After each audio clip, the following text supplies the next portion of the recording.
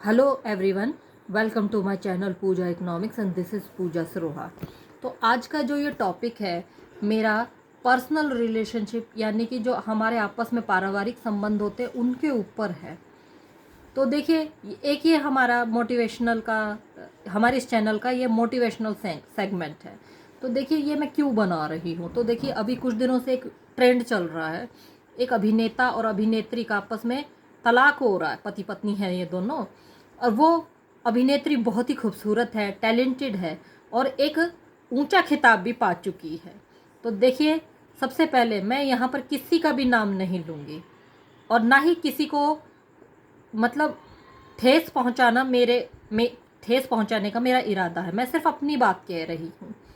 तो देखिए अब क्या है, इसी टॉपिक के ऊपर हमारे कई जो आदरणीय यूट्यूबर्स हैं उन्होंने रील्स बनाई है। तो देखिए रील्स मुझे भी अच्छी लगी और मैं तहे दिल से उन सबका सम्मान करती हूँ।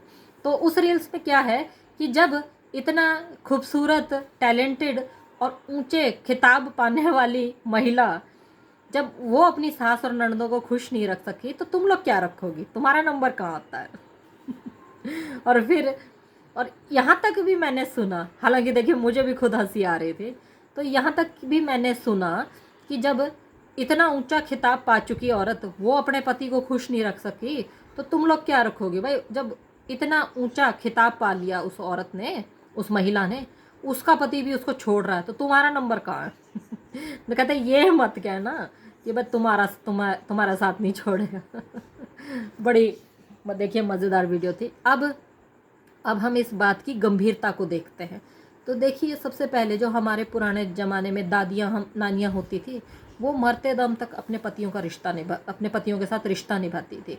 और इवन मेरे दादी जी ने खुद बताया था मेरे को कि जब मेरे दादाजी शादी करने आए थे और हमारे जिस तरह एक लकड़ी का पाटड़ा बिछाया जाता है, मतलब वो पटरी टाइप होती है, पिड्डा, वो मतलब दरवाजे पे बिछाया जाता है और उसके ऊपर दूल्हा खड़ा होता है और दुल्हन की माँ उसका तिलक करती है। तो हमारे हरियाणवी भाषा में उसको पाटड़ा चढ़ना बोलते हैं, भाई हमारे पाटड़ा चढ़ गया। तो और इवन मेरी दादी खुद बताती है कि उन्होंने मेरे दादाजी को तब देखा था पहली बार जब मेरा दादाजी उनके पाटड़ा चढ़ा था। और इवन कहते कि वही पहली बार मैंने देखा था आपके दादाजी को। और अब तो देखिए मेरे दादाजी इस दुनिया में नहीं हैं, लेकिन जब तक जिए मेरी दादी जी ने उनके साथ अच्छे से निभा के चली। और सेम यही, हाँ, हालांकि मेरी माँ ने शादी से पहले मेरे पिताजी को देख लिया था।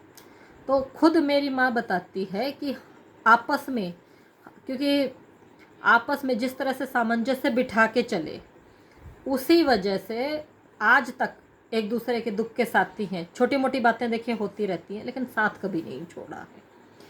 तो अब इसमें गौर करने की बात यह है कि ना तो मेरी दादी ने उच्च पद पाया था। हालांकि मेरी दादी बहुत खूबसूरत है, पर उस अभिनेत्री जितनी नहीं है। मेरी माँ पढ़ी लिखी महिला है, खूबसूरत है, लेकिन उस अभिनेत्री जितनी नहीं है। और रही बात देखिए मेरी, यहाँ पर मेरे पति का और मेरा भी स्वभाव मैच नहीं करता है। उनके विचारधारा अलग है और मेरी विचारधारा अलग है, लेकिन फिर भी हमारे बीच अच्छी अंडरस्टैंडिंग है। अब देखिए इसका रीज़न क्या है। इसका सीधा सा रीज़न यही है कि जो जैसा हो उसको वैसा ही स्वीकार कर लो, बशर्ते आपके स्वाभिमान पर आँच ना आए। अगर स्वाभिमान पर आँच आ रही है तो समझो वहीं पर रिश्ता ख़त्म कर दो। तो देखिए मैं बस इतना कहना चाहती हूँ कि हो सकता है कि या तो वो कह रहे हैं ना कि भाई उस अभिनेत्री की सास और ननद उससे खुश नहीं है क्योंकि वो उसको वैसे स्वीकार नहीं कर पा रही हैं, या हो सकता है कि उन सास के और ननदों के स्वाभिमान पर आँच आई हो। अब उनके घर की तो देखिए मैं क्या जानूँ, मैं बस अपने विचार बता रही हूँ। अब रही पति पत्नी की बात, चलो ठीक है, वो एक ऊंचा खिताब पा चुकी थी वो महिला अभिनेत्री, खूबसूरत भी है, टैलेंटेड भी है, लेकिन हो सकता है वो अपने पति को वैसे कबूल ना कर पा रही हो जैसे उसको चाहिए। हो सकता है वो अभिनेता, माय मिस्टेक, माफ कीजिएगा, अभिनेता उस अभिनेत्री को वैसे ना कबूल कर पा रहा हो जैसी वो है। तो अब शॉर्ट में मैं बस इतना कहती हूँ कि अगर आपके स्वाभिमान पर आँच नहीं आ रही है तो जो जैसा हो उसको वैसा ही कबूल कर लो। अगर स्वाभिमान पर आँच आ रही है तो शांति से अलग होकर इस रिश्ते को यहीं पर समाप्त कर दीजिए। इस रिश्ते की यहीं इतिश्री करके नई शुरुआत कर लेने में कोई भी बुरी बात नहीं। धन्यवाद। Have a nice day.